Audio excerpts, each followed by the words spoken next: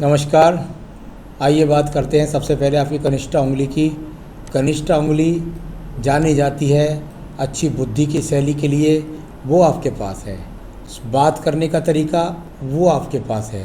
साथ ही साथ याददाश्त की बात करता हूँ तो वो भी आपके पास है। लेकिन बुध का तीसरा पर्व जो कहलाता है, जिस पर दो कट के निशान है, ये आर्थिक पर्व कहलाता है। जब आर्थिक पर्व पर कट के निशान हो तो इसका मतलब ये होता है कि वर्तमान में व्यक्ति धन की आपूर्ति से संतुष्ट नहीं है। तो इस प्रकार का संकेत। बात करता हूँ सूर्य की उंगली की। यश मान सम्मान प्राप्त करने के लिए सूर्य की उंगली बृहस्पति की उंगली से जब इस प्रकार से लंबी हो जाए तो व्यक्ति के जीवन का अंत समय अच्छा होता है। तो कुल मिलाकर के यहाँ कहूँ, अभी यश मान सम्मान के हिसाब से आपकी स्थिति ठीक है, यश मान सम्मान आपका ठीक है, किसी प्रकार की कोई बदनामी का योग नहीं है। इस प्रकार को दर्शाने वाली ये सूर्य की उंगली है। अब बात करता हूँ इसके बाद में आपकी इसी उंगली के साथ में शनि की उंगली की। शनि की उंगली, और यह है अपने आप में अनुकूलता के साथ में, यानी कि योजनाएं इस ऐसे व्यक्ति के पास जब सीधी उंगली इस तरीके से होती है, इसमें टर्न नहीं होता, तो योजनाएं व्यक्ति के पास सही होती हैं। योजनाओं पर व्यक्ति काम भी सही तरीके से करता है। फल की जहाँ तक सवाल है तो साधारण फल मिलता है। थोड़ा सा उठ कर के पलड़े जैसी जब उंगली हो तो इसका ये फल होता है, तो व्यक्ति को साधारण सफलता मिलती है। परंतु अच्छी बात ये भी है कि ऐसे व्यक्ति का पैसा बहुत ज़्यादा डूबता नहीं है।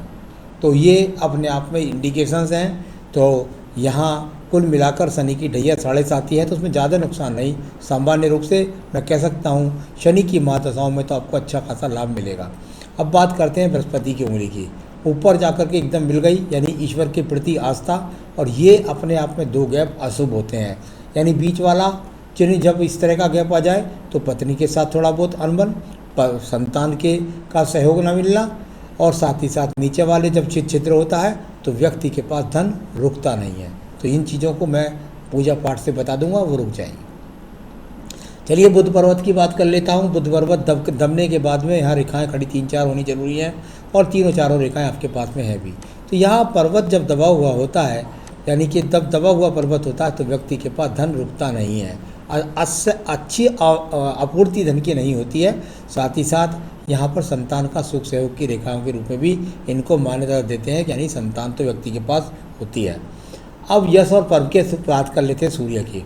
सूर्य का पर्व, और देखने में लगता है कि बहुत अच्छा पर्व है, ट्रायंगल बना करके चला है, लेकिन ये थोड़ा सा साइड में चला गया। अगर ये सीधा चला जाता तो आपको ज़्यादा दूर स्थानों से लाभ मिला था। फिर भी इसको मैं ख़राब नहीं कह सकता।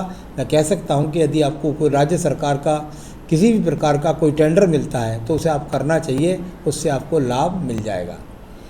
अब मैं बात करता हूँ आपके शनि पर्व की। देखिए शनि पर्व और 55 वर्ष के बाद सिर्फ यहाँ रेखा दिखलाई पड़ रही है, लेकिन रेखा है नहीं। इस रेखा का आपके जीवन में 100% उदय होगा, ये मैं आपको पक्का कह रहा हूँ। और जब ये रेखाएं 2 रेखाएं मजबूती से खड़ी हो जाएंगी, उसके बाद जीवन में कभी आपके पास धन की कमी नहीं होगी। तो 55 वर्ष के बाद आज की तारीख तक बहुत ज़्यादा स्थिति मजबूत नहीं है। इसको अगर आप जानना चाहते हैं तो आप हमको जन्मपत्री दिखला सकते हैं, और जन्मपत्री के द्वारा हम आगे तक का आपको बहुत कुछ बता सकते हैं, क्योंकि हस्तरेखा में तो सिर्फ वही बताया जाएगा जो वर्तमान में सामने मौजूद है। तो अभी ऐसा कुछ नहीं कर सकते कि बुढ़ापा सिक्योर है कि नहीं है। आइए बात करता हूँ यहाँ बृहस्पति के पर्व की। बृहस्पति का पर्व, और यहाँ पर इन रेखाओं के द्वारा सिर्फ बुद्धि का उपयोग दिखाई देता है, लेकिन मकान का योग यहाँ पर कहीं दिखलाई नहीं पड़ता है। तो चलिए अब आगे देखेंगे कहीं मकान दिखाई देगा तो। बाकी मैं बता ही रहा हूँ कि जन्मपत्री से करेक्ट पता लग जाता है कि कब मकान बनेगा। आइए बात करते हैं यहाँ आपकी इस रेखा की। हृदय रेखा का थोड़ा सा उठाव होने के बाद गिराव, यानी जीवन के अंदर समानांतरता नहीं रहती। मन के अंदर तो किसी भी प्रकार का थोड़ा सा उठाव निचाव गिराव करना, यानी हृदय रेखा से यहाँ रोग की कोई संभावना नहीं, लेकिन मन के अंदर काफ़ी विचारों का उठागमन चलता रहता है। तो यहाँ कोई बहुत बड़े रोग का कोई भी संकेत अभी हृदय रेखा के अंदर से मुझे नहीं मिला है। चलिए इसके बाद बात करेंगे हम सीधा आपके मंगल के पर्वत की। यहाँ मंगल पर्वत, और यहाँ बात करता हूँ इन रेखाओं की। ये मंगल रेखाएं वो रेखाएं हैं जो व्यक्ति से कर्म रेखाओं के रूप में जानी जाती हैं। कर्म रेखा यहाँ लगातार बनी हुई हैं, छोटे से एक्स नीचे बने हुए हैं, यानी कह सकते हैं कि व्यक्ति को संघर्ष का पूरा लाभ ना मिल रहा। तो ये इस प्रकार का पर्वत दब करके और थोड़ा सा एक दूसरे को काटने वाली रेखाओं का फल होता है। द्वितीय मंगल पर्व की बात करता हूँ। किसी भी झगड़े का, झंझट का, मुकदमे का, कोर्ट कचहरी का, यहाँ पर किसी भी प्रकार से कोई भी चिन्ह नहीं है, एक्सीडेंट का ऐसा कुछ भी योग दिखलाई नहीं पड़ता। अब बात करूँगा आपकी बुद्धि रेखा की। बुद्धि रेखा समाप्त हो गई जाकर व्यापारिक रेखा पर, यानी कुल मिलाकर के सिर्फ दिमाग के अंदर एक है, एक ही बात है, भूत सवार है, व्यापार। और क्योंकि धन पर्वत तक जारी है, व्यापार व्यापार व्यापार, धन धन धन, यही चिंता दिमाग के अंदर। दिमाग में योजना भी है, दिमाग खराब नहीं है, बहुत संतुलन वाला दिमाग है, अच्छा दिमाग है आपके पास। और ये होना दिमाग में अच्छी बात है, अपने काम के प्रति एकाग्रता होनी भी चाहिए। आइए बात करते हैं चंद्र पर्वत की। चंद्र पर्वत यदि खराब होता तो मैं आपको कह देता कि आपको यहाँ पर ये मैं कहता कि आपको चंद्र पर्वत के काम से नुकसान। तो यहाँ ऐसा है ये, तो आप चंद्र पर्वत के जो काम करते हैं, यानी कि जिसको कागज़ का काम आप कहते हैं, उसका सहयोग यहाँ पर दिखलाई पड़ रहा है। अब बात करूँगा इसके बाद में आपकी यहाँ सूर्य रेखा की।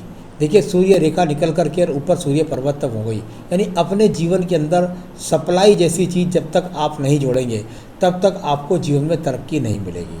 व्यापारिक रेखा की बात करता हूँ, वो भी शुक्र पर्व के अंदर से निकल रही है, यानी दूर स्थानों तक जब तक आप या दूर स्थानों से लोग आकर के आपसे ना जुड़ें तब तक आपके जीवन में आपको सफलता नहीं। व्यापारिक रेखा आपके पास मजबूत है, व्यापार का दिमाग आपके पास है और निश्चित रूप से आपको व्यापार में भी सफलता मिलेगी। अब बात करते हैं इसके बाद में हम आपकी भाग्य रेखा की। भाग्य रेखा एक रूपता के साथ चली गई है, यानी दूसरा व्यापार कोई नहीं करना, जो कर रहे हैं वही करते रहिए। इसके अंदर जो कटने वाली राहु रेखा है उनका फल मैं अभी आपको आपके सवालों से दूंगा। आइए शुक्र पर्वत की बात कर लेते हैं। शुक्र पर्वत अच्छे संसाधन के लिए जाना जाता है। जब इस पर एक्स के चिन्ह मौजूद हों और एक दूसरे को रेखाएं काटने वाली हों तो व्यक्ति के पास अच्छे संसाधन मौजूद नहीं होते, यानी कि कुल मिलाकर सामान्य संसाधन की ये रेखाएं आपके पास भी मौजूद हैं। अब बात कर लेते हैं आपकी आयु रेखा की। यहाँ आयु रेखा और एक रूपता के साथ चल करके और बहुत ही सुंदर तरीके से यहाँ 75 तक अभी आ गई है, तो आगे भी ये रेखाएँ बढ़ती रहती हैं। किसी प्रकार के ज़्यादा डिप्रेशन करने की आवश्यकता नहीं है। जब दो मुखी आयु रेखा नीचे हो जाती है तो इसका मतलब होता है व्यक्ति अपने मन के अंदर बातें छुपा नहीं पाता है। तो आपकी सारी रेखाओं को पर्वतों का फल मैंने पढ़ा। अब मैं बताता हूँ आपके सवालों के जवाब। कड़े संघर्ष के बाद अपना व्यापार कागज का मैंने खड़ा किया, अब तक मन मुताबिक सफलता नहीं मिली। चलिए मैं अनुमान करता हूँ कि आपको जन्मपत्री से तो करेक्ट बताया जा सकता है, लेकिन अब यहाँ से अनुमान करता हूँ कि आपको किस वर्ष के बाद में ज़्यादा सफलता के योग लगते हैं। तो इस समय आपकी 40 साल की एज है, काम तो आपका यही चल रहा है। यहाँ ऊर्जित भाग्य रेखा भी है। यहाँ पर जो भाग्य रेखा काट रही थी ये जीवन के लगभग 32वें वर्ष में काट रही थी, तो 32 वर्ष से थोड़ी उठान शुरू हुआ, लगभग 34-35 से आपको धीरे धीरे शुरू हुआ। इसके बाद भाग्य रेखा ने सपोर्ट शुरू किया। यहाँ भाग्य रेखा सपोर्ट कर रही है और ऊर्जित रेखा के रूप में यदि मैं कहूँ तो ये ज़रूर है कि हाँ हो सकता है आपको बहुत ज़्यादा धन नहीं मिल रहा हो, लेकिन क्योंकि पर्वत दबा हुआ है और यहाँ पर दो खड़ी हुई रेखा नहीं है, तो इन कारणों की वजह से आपके जीवन में आपको लाभ नहीं मिल रहा है। ये शनि पर्वत पर दो खड़ी रेखाओं का होना ये सूत्र होता है, और नीचे अगर भाग्य रेखा अच्छी हो और तब उसका लाभ उसी व्यक्ति को नहीं मिलता है जिसके शनि पर्वत पर दो रेखाएं कम से कम खड़ी ना हो। तो इस कारण सिर्फ ऐसा व्यक्ति को सिर्फ ऐसा ही होता है कि वो जो कर रहा है बस उसका इसको फल मिलता रहता है, ईश्वर कृपा का फल नहीं मिलता। यानी कि आपको भग के लोग आए पेमेंट दे जाएं, इस तरह का नहीं मिलता। संघर्ष से जीवन में पैसा प्राप्त करना वो रेखा यहाँ मौजूद है। तो इस प्रकार की स्थिति जो है वो मन मुताबिक सफलता नहीं देती है व्यक्ति को। तो जन्मपत्री से हम बता सकते हैं कब ज़्यादा अच्छी स्थिति आपकी होगी। जब यहाँ खड़ी रेखाएं होनी शुरू हो जाएंगी तब हो जाएगी, या फिर जन्मपत्री से बता सकते हैं। तो अब आपने कहा अब तक दूसरों के घर पर रह रहा हूँ, खुद के घर का योग कब तक है। जहाँ तक मेरा गणित कहता है तो 2023 से 26, ये इस रेखा से नहीं और रेखाओं से हम गणित कर लेते हैं, तो 2023 से 26 के बीच में ज़्यादा लगता है देखने में, और उसकी और एक्यूरेसी जन्म पत्री से बताई भी जा सकती है। तो वैसे लगता है 2023 से 26 के बीच। क्या भविष्य में किसी बीमारी का योग है? जहाँ तक आपने बीमारी के बारे में मुझसे पूछा है, अभी तो भगवान की कृपा से मुझे कोई ऐसा योग नहीं लगता कि आपको कोई बहुत बड़ी बीमारी घिरने वाली है। तो ये देश काल पात्र की बीमारियाँ आजकल साधारण हो गई हैं, शुगर है, कोलेस्ट्रॉल, तो ये आज के हर व्यक्ति को हो गई है। तो वो एक अलग बात है, उसकी थोड़ा सा आप जांच करवाते रहिएगा, बाकी कोई बड़े रोग का यहाँ संभावना नहीं है। कागज़ से जुड़े व्यापार के अलावा और किस चीज़ का व्यापार कर सकता हूँ? बता देता हूँ आप किस प्रकार का और कर सकते हैं। आप कागज़ का काम तो करते ही हैं, कागज़ में आप चाहें तो प्रकाशन का काम भी कर सकते हैं, आप कोई किताब कॉपी का काम होता हो वो भी कर सकते हैं, कोई एजुकेशन से संबंधित कोई कुछ काम कर सकते हैं आप यदि, तो उसको भी कर सकते हैं। तो काम तो आपका यही बनते हैं, दूसरे काम की कोई आपको आवश्यकता नहीं है। इन्हीं चीज़ों में अगर और बढ़ना चाहें, जुड़ना चाहें तो आप जुड़ सकते हैं। तो कभी आप थोड़ा चाहें तो जैसे कागज़ से बना कर के, गत्ते से बना कर डिब्बे जब वगैरह होते हैं तो उनका भी थोड़े सप्लाई कर सकते हैं। तो चलिए ये सब हो गया। भविष्य में धन की स्थिति क्या रहेगी? मैंने बताया कि वहाँ क्योंकि शनि पर्वत पर रेखा नहीं बन रही है, तो अभी सिर्फ कर्म रेखा है मेरे पास में। जन्म पत्री से मैं बता सकता हूँ कि धन की स्थिति और ज़्यादा अच्छी कब रही है। अभी कर्म रेखा 55 साल तक दिखाई दे रही हैं, तो जो आप कर रहे हैं उसका फल आपको मिलता रहेगा। बहुत अच्छा जीवन में हो, रेखाएं हाथ के अंदर आ जाए और ऊर्जित समय शुरू हो जाए, इसके लिए क्या करें वो मैं आपको कुछ उपाय बताने जा रहा हूँ। इनको करेंगे तो आपके जीवन के अंदर बहुत सारा परिवर्तन हो जाएगा। और आज आपका समय, आज पूजा शुरू करेंगे तो लगभग 3.5-4 महीने से उसके फल भी मिलने शुरू हो जाएंगे। क्या करें आपको एक बेहतरीन सा फायर ओपल इस उंगली के अंदर पहनना है। जो ये गैप वाला जो जगह है ये उंगली भर जाएगी, और उसके बाद आपको बिल्कुल आपका व्यापार अच्छी तरीके से चलने लग जाएगा और कर्ज की स्थिति कम और धन की आगमन बढ़ जाएगा। दूसरा, आपको अपने घर के स्थान, पूजा के स्थान में, दुकान पर, अपने कार्यालय में रोज़ाना श्री सूक्तम का पाठ पढ़ना है।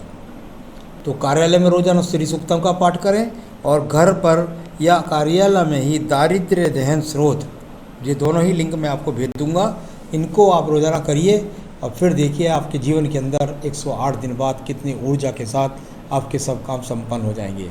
नमस्कार।